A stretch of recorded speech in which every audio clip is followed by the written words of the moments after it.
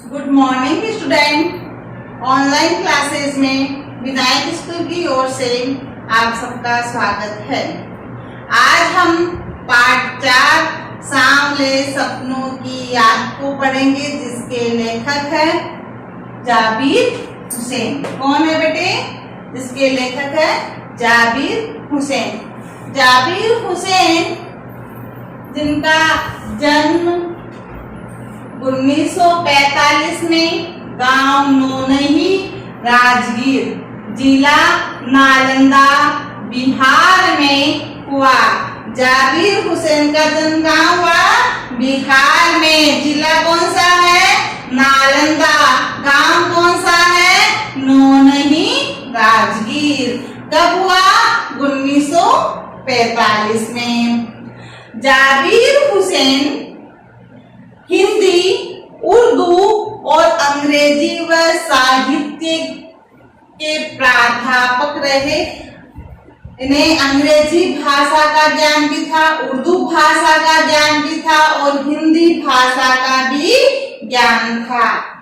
1977 में ये मुंगेर, बिहार से विधानसभा के सदस्य निर्वाचित हुए और मंत्री बने। ये सक्रिय रूप से राजनीति में भाग लेते रहे। कहाँ के मंत्री बने? मुंगेर, बिहार से विधानसभा के सदस्य निर्वाचित हुए और फिर ये मंत्री बने। कब बने? 1977 में। और 1995 ईस्वी में बिहार विधानसभा परिषद के सभापति बने। ये रचनाएं करते थे उर्दू में, हिंदी में, अंग्रेजी में। इनकी जो हिंदी की रचनाएं हैं वो है जो आगे है। डोला बीबी का मजार, अतीत का चेहरा, लोगाम, एक नदी रेत भरी, ये इनकी हिंदी की रचनाएं हैं। इसके अलावा ये डायरी विधा,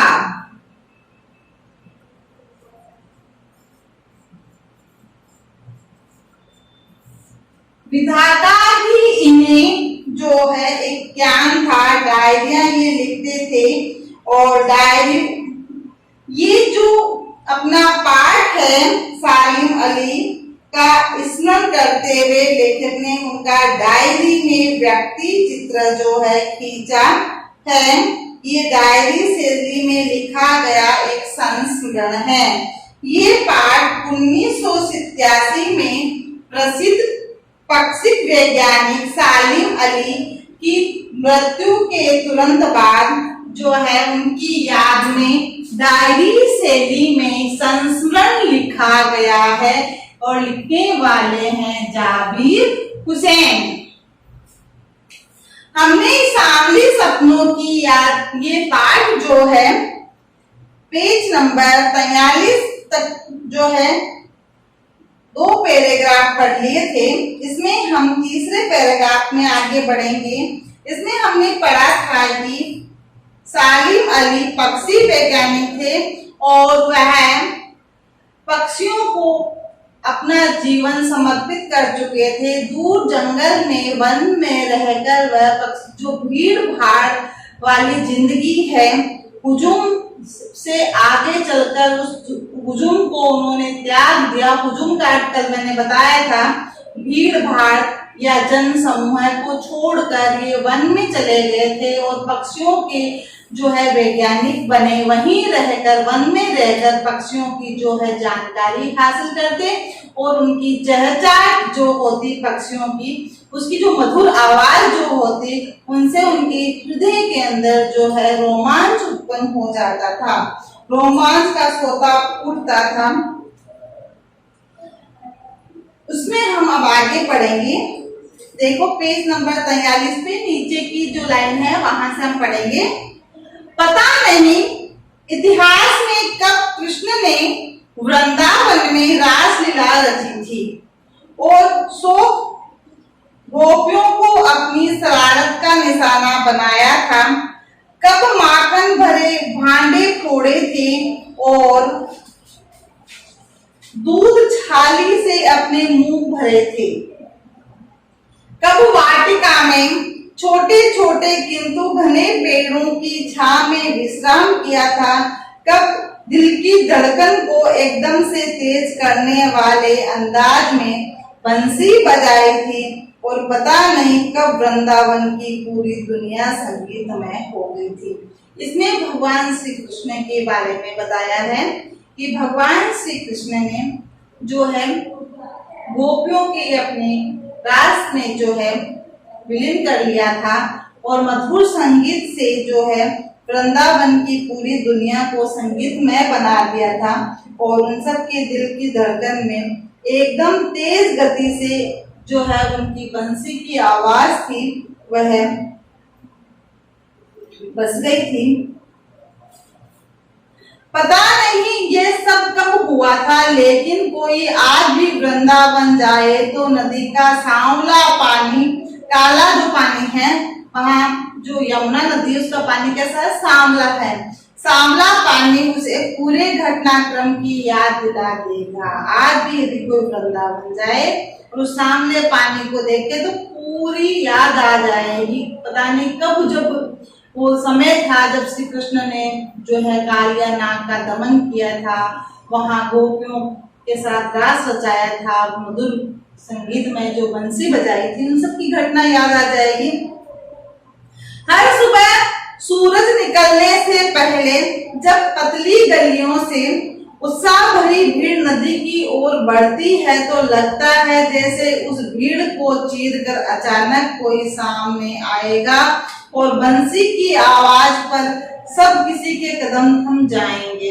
आज भी हम वहां जाते हैं, उन गलियों से भीड़ निकलती है यमुना जी के पानी में स्नान करने के लिए, तो आज भी ऐसा लगता है उस भीड़ में से कोई उस भीड़ को चीरता हुआ निकल कर कोई आएगा और अपनी बांसुरी की आवाज से जो है सबके मन को छू लेगा और सबके कदम वहीं रुक जाएंगे। हर शाम सूरज ढलने से पहले जब वाटिका का माली सैलानियों को हिदायत देगा तो लगता है जैसे सब कुछ ही क्षणों में वो कहीं से आ टपकेगा और संगीत का जादू वाटिका के भरे पूरे माहौल पर छा जाएगा। वृंदावन कभी कृष्ण की बांसुरी के जादू से खाली हुआ क्या? नहीं हुआ ना। तो मिथिकों की दुनिया में इस सवाल का जवाब तलाश करने से पहले एक नजर कमजोर काया वाले उस व्यक्ति पर डाल दी जाए जिसे हम सालिम अली के नाम से जानते हैं। उम्र को सती तक पहुंचने में थोड़े ही दिन तो बचे थे। उम्र को सती तक पहुंचने में थोड़े ही दिन तो ही बचे थे। 100 साल के होने में थोड़े दिन बचे थे। संभव है लंबी यात्राओं की थकान ने उनके शरीर को कमजोर कर दिया था, क्योंकि उन्होंने जंगल की लंबी लंबी यात्राएं की थी और कैंसर जैसे जानलेवा बीमारी उनकी मौत का कारण बनी। लेकिन अंतिम समय तक मौत उनकी आंखों से वह रोशनी छीनने में सफल नहीं हुई जो पक्षियों की तलाश और उनकी हिफाजत के प्रति समर्पित थी। सालिम अली की आंखों पर चढ़ी दूरबीन उनकी मौत के बाद ही उतरी थी। सालिम अली जब कैंसर हो गया था, बीमार थे, अस्पताल में थे, तो सालिम अली से पूछा गया था कि उनकी आखिरी इच्छा क्या है। उन्होंने कहा कि मेरी आखिरी इच्छा यही है कि मैं दूर दूर तक के जो पक्षी है जंगल में रहने वाले उनको देखता रहूं। तो उनकी आंखों पे दूरबीन लगी रही और वह दूर तक जो पक्षी है उनकी तलाश और उनकी हिफाजत के लिए वो हमेशा समर्पित रहे। तो उनको वो आखिरी समय तक देखते रहे और उनकी मृत्यु के बाद ही उनके जो है आंखों पर चढ़ी दूरबीन को हटाया गया।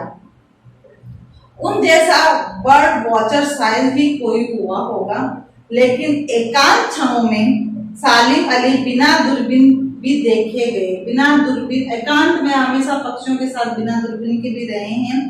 दूर क्षितिज तक फैली जमीन और झुके आसमान को छूने वाली उनकी नजरों में कुछ कुछ वैसा ही जादू था जो प्रकृति को अपने घेरे में बांध लेता। दूर तक उड़ते हुए पक्षियों को, क्षितिज से लेके जमीन तक के जो पक्षी हैं उन सब की जानकारी उनके पास थी। ऐसा लगता कि प्रकृति को अपने घेरे में बांध लेता है। सालिम अली उन लोगों में से थे जो प्रकृति के प्रभाव में आने की बजाय प्रकृति को अपने प्रभाव में लाने के कायल होते हैं। उनके लिए प्रकृति में हर तरफ एक हंसती खेलती रहस्य भरी दुनिया पसरी थी। प्रकृति को वो अपने प्रभाव में लाते, प्रकृति उनको अपने प्रभाव में लाई और हर समय वो प्रकृति के हर तरफ एक हंसती खेलती जो रहस्य भरी दुनिया है वो पसरी थी। ये दुनिया उन्होंने बड़ी मेहनत से अपने लिए तैयार की, गढ़ी थी। इसके गढ़ने में उनकी जीवन साथी तमीना ने काफी मदद पहुंचाई थी। उनकी पत्नी का नाम क्या था? तमीना। सालिम अली की पत्नी का नाम क्या था बेटे? तमीना था। तो तमीना ने जो है उनके साथ काफी मदद की थी उनकी, और तमीना स्कूल के दिनों में उनकी सहपाठी भी रही थी, साथ में पढ़ती भी थी, स्कूल में साथ में पढ़ी हुई है। अपने लंबे रोमांचकारी जीवन में ढेर सारे अनुभवों के मालिक सालिम अली, उन्हें बहुत सारे अनुभव थे पक्षियों के बारे में, ढेर सारे अनुभवों के मालिक सालिम अली एक दिन केरल की साइलेंट वैली को रेगिस्तान हवा के झोंकों से बचाने का अनुरोध लेकर चौधरी चरण सिंह से मिले थे। ये लाइन में दोबारा पढ़ रही हूँ। एक दिन केरल की साइलेंट वैली को रेगिस्तानी हवा के झोंकों से बचाने का अनुरोध लेकर चौधरी चरण सिंह से मिले थे। वे प्रधानमंत्री थे। चौधरी साहब गांव की मिट्टी पर पड़ने वाली पानी की पहली बूंद का असर जानने वाले नेता थे। उन्हें जो चौधरी साहब थे ना, प्रधानमंत्री चौधरी चरण सिंह, उन्हें मिट्टी के ऊपर जो पानी पड़ने वाली जो पहली बूंद है उसका क्या असर होता है उसका उन्हें काफी जानकारी थी। उसके नेता थे। पर्यावरण के संभावित खतरों का जो चित्र सालिम अली ने उनके सामने रखा, उसने उनकी आंखें नम कर दी थी। तो वास्तव में जो रेगिस्तानी की गर्म हवा है वो पक्षियों को किस तरह से जो है उससे पक्षी किस तरह से परेशान होते हैं, मजबूर होते हैं, तो वो बात जब उनके सामने रखी तो उनकी आंखें नम हो गई थी। आज सालिम अली नहीं है, चौधरी साहब भी नहीं है, कौन बचा है जो अब सोंधी माटी पर उगी फसलों के बीच एक नए भारत की नींव रखने का संकल्प लेगा? कौन बचा है जो अभी हिमालय और लद्दाख की बर्फीली जमीनों पर जीने वाले पक्षियों का वकालत करेगा? आज सालिम अली नहीं है, आज पक्षी वैज्ञानिक नहीं है, आज पक्षियों की सुरक्षा हिफाजत का कार्य कौन करेगा? उनकी वकालत कौन करेगा? सालिम अली ने अपनी आत्मकथा का नाम रखा था, उन्होंने अपनी एक आत्मकथा लिखी थी, उसका नाम था, सालिम अली की आत्मकथा का नाम क्या है?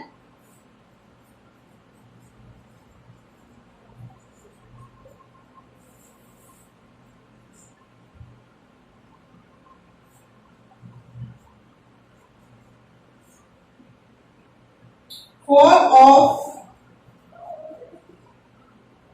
a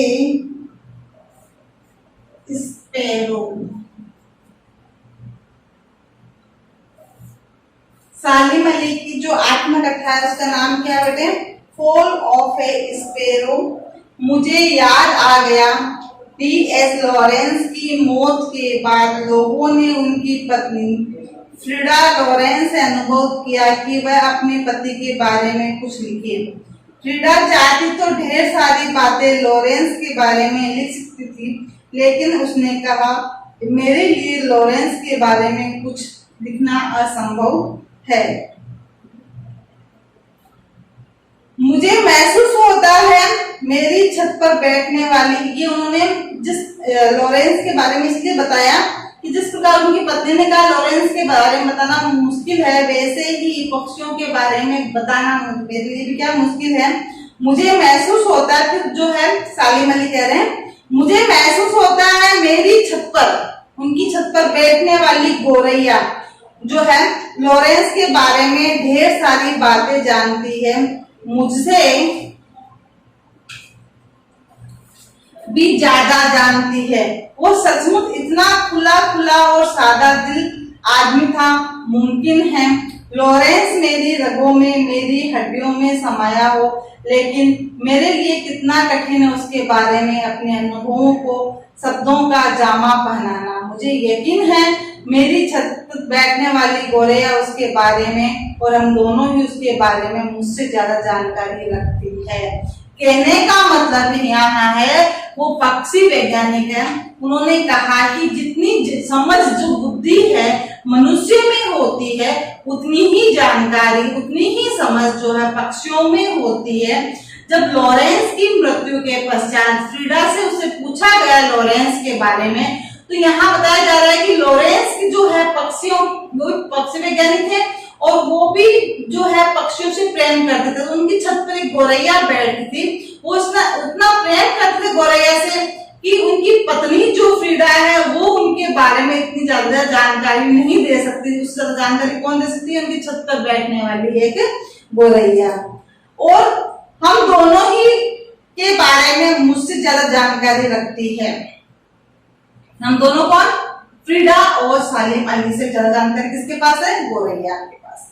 जटिल प्राणियों के लिए सालिम अली हमेशा एक पहेली बने रहे हैं। ये बचपन के दिनों में उनकी एयर गन से घायल होकर गिरने वाले, बचपन से शौक था सालिम अली को, है ना, पक्षियों के जो है शिकार करते, पक्षियों के बारे में जानकारी हासिल करते। तो एक बार उनकी एयर गन से घायल होकर गिरने वाली नीले कंठ की वह गोरैया सारी जिंदगी उन्हें खोज के नए नए रास्तों की तरफ ले जाती रही। एक बार उनकी एयर गन से गिरी गोरैया, उसे उठा के वो घर लाए। नीलकंठ की गोरैया थी, उसकी उन्होंने काफी सेवा की, उसको स्वस्थ किया और उसके बाद उन्होंने उसे पाला। अब वो गोरैया उन्हें जो है पक्षियों के बारे में नई नई जानकारियां हासिल तब करवाती, वो उड़ती ऊंचाइयों पर और नए नए रास्तों को दिखाती रहती। जिंदगी की ऊंचाई में उनका विश्वास एक क्षण के लिए भी डिगा नहीं, हिला नहीं, डगमगाए नहीं। वो वहीं से वो लॉरेंस की तरह नैसर्गिक जिंदगी का प्रतिरूप बन गए थे। सालिम अली प्रकृति की दुनिया में एक टापू बनने की बजाय अथाह सागर बनकर उभरे थे। क्या बनकर उभरे? प्रकृति में अथाह सागर के रूप में बनकर उभरे। जो लोग उनके भ्रमणशील स्वभाव, उनकी यायावारी से परिचित है, हमेशा घूमते रहते, पक्षियों की जानकारी हासिल करते।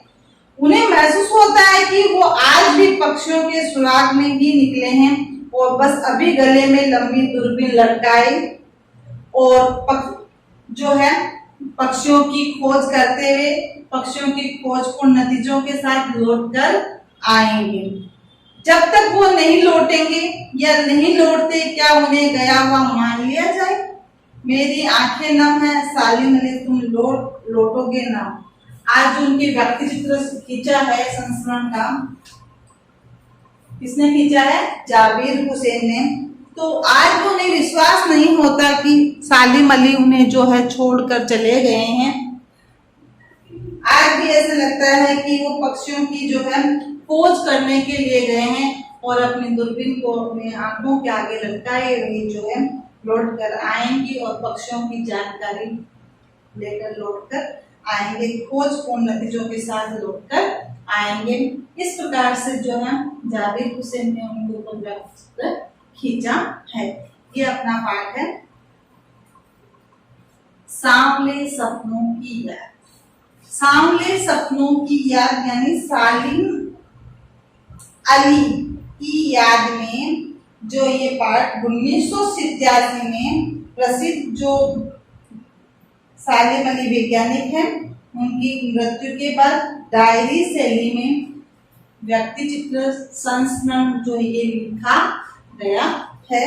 अब इसमें देखो आपको गृह कार्य में प्रश्न करने हैं।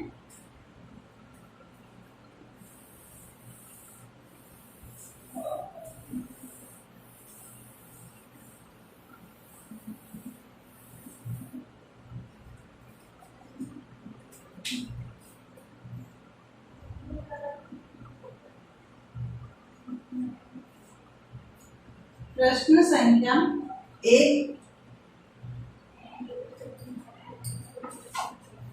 पेज नंबर 46 निकाले बेटे। 46, किन घटना से इन्हें सालिम अली के जीवन की दिशा को बदल दिया, उन्हें पक्षी प्रेमी बना दिया? किस घटना ने सालिम अली की जीवन दिशा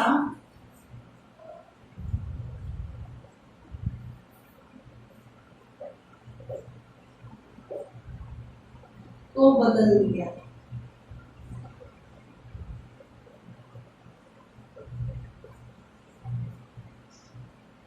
और उन्हें पक्षी प्रेमी बना दिया। वो घटना थी जब उनकी एयरगन के सामने एक बार जब गौरैया आ गई थी और घायल होकर गिर पड़ी थी, तो गौरैया ने उन्हें जो है नई जिंदगी, उन्होंने उसको क्या की, सहायता की, गौरैया की जो है सेवा की। उसके बाद उन्होंने जो है उस नीलकंठ की गौरैया ने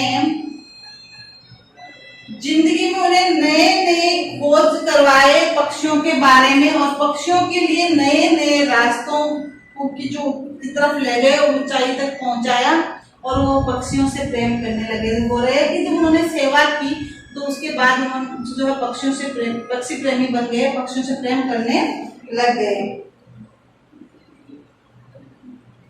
दूसरा प्रश्न, ये आप इस प्रश्न का आंसर देख सकते हैं पेज नंबर 46 पे, पैराग्राफ नंबर 2 में आपको उसका आंसर पूरा मिल जाएगा। फिर है प्रश्न संख्या 2, सालिम अली ने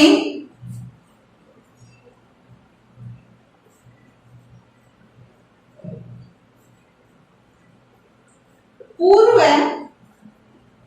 प्रधानमंत्री के सामने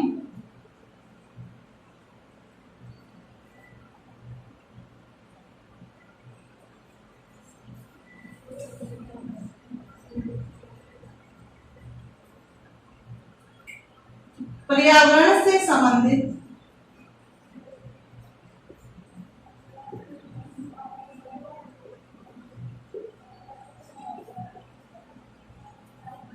इन संभावित खतरों का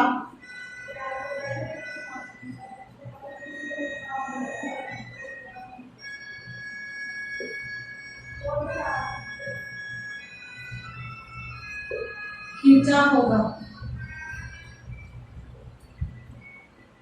कि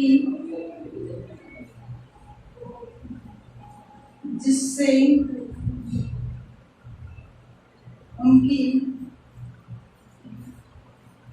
आंखें नम हो गई।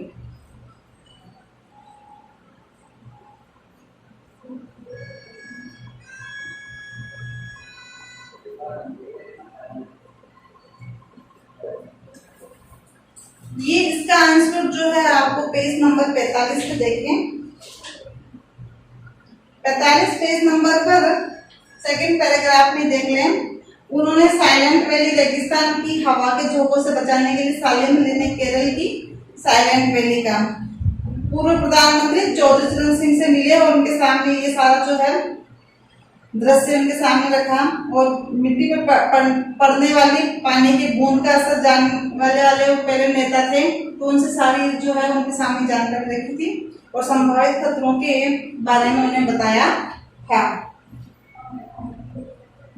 इसके अलावा इसमें प्रश्न संख्या 3 जो है लॉरेंस की पत्नी फ्रीडा, कौन थी?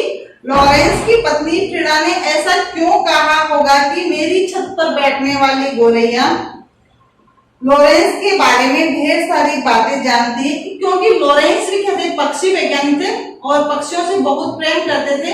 तो गोरैया के साथ रहते थे।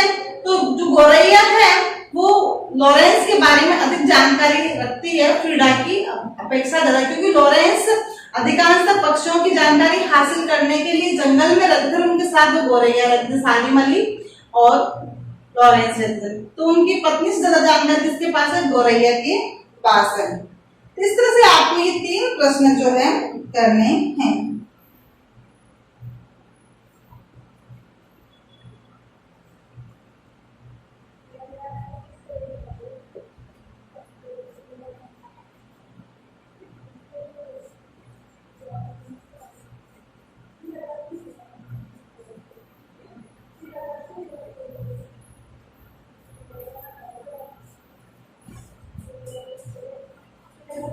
ऐसा क्यों कहा होगा कि मेरी छत पर बैठने वाली गोरैया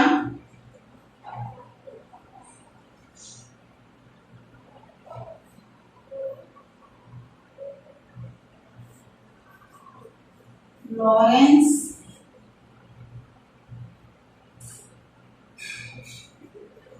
के बारे में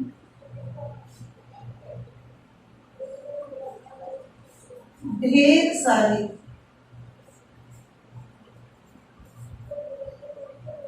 बातें जानती है।